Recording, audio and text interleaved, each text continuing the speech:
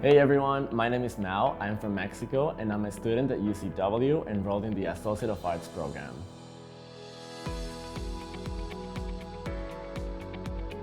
So far, my experience in the program, it's been really great.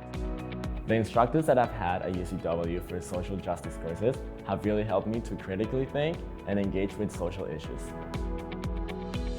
One of the things that I really like about the program is the flexibility. For example, I get to work just a few days, so I get to pick my classes and also manage my time in work.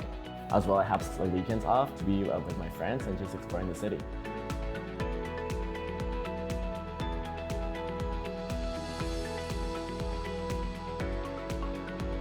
One of my career goals is to become a psychologist, and UCW has given me the tools and shown me the foundations of psychology, as well as shown me the different paths that I can follow in this field.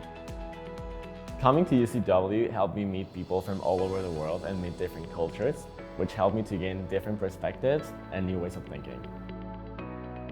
One of the social activities at UCW that really helped me to make friends here was the football match that we had. And just being there, seeing a lot of friends and people enjoying something that I also like was really engaging for us and helped us be friends. One piece of advice that I would give to new UCW students is engage in all the social activities that you can.